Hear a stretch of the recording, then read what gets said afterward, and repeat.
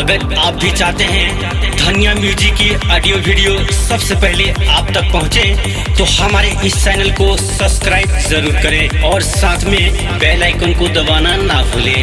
बोला बोला छठी मैया की। सुन के नाचे मानवा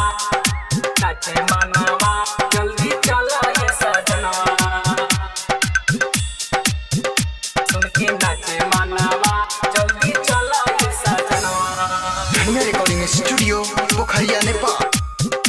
सुन के नाचे मानवा जल्दी चलो ये सजनवा। जय देश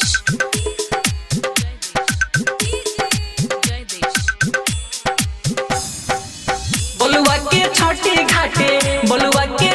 घाटे हो खेला पूजनवा। सुन के नाचे मानवा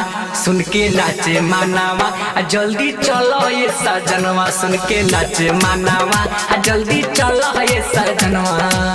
बलुआ के छोटी घाटे हो खेला पूजनवा। सुन के नाचे मानवा जल्दी चलो ये सजनवा। सुन के नाचे मानवा जल्दी चलो ये सजनवा। सुन के नाचे मानवा जल्दी चलो ये सजनवा। सुन के नाचे मानवा जल्दी चलो ये सजनवा। धनिया रिकॉर्डिंग स्टूडियो पोखरिया नेपाल। सुन के नाचे मानवा जल्दी चलो ये सजनवा। जय देश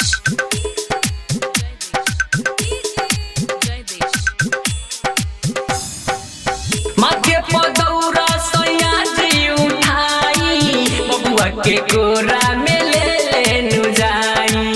बबुआ के कोरा में ले जाई। माथे पदौरा सयाजी उठाई बबुआ के कोरा में ले जाई। भइले पूजा के बेरिया बाजता गनवा। सुन के नाचे मानवा जल्दी चलो ये सजनवा। सुन के नाचे मानवा जल्दी चलो ये सजनवा। बलुआ के छोटी घाटे हो खेला पूजनवा। सुन के नाचे मानवा जल्दी चलो ये सजनवा। सुन के नाचे मानवा जल्दी चलो ये सजनवा। सुन के नाचे मानवा जल्दी चलो ये सजनवा। सुन के नाचे मानवा जल्दी चलो ये सजनवा। सुन के नाचे मानवा जल्दी चलो ये सजनवा। जय देश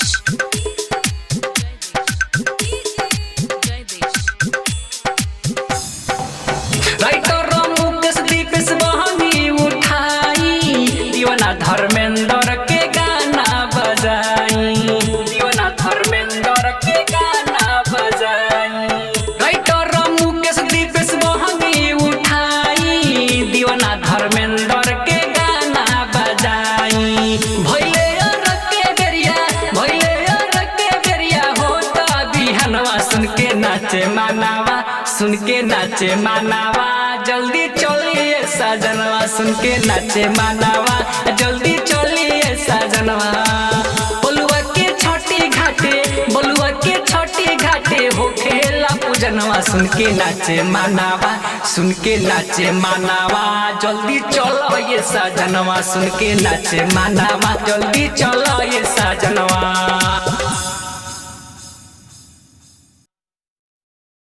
धनिया रिकॉर्डिंग स्टूडियो पोखरिया नेपाल।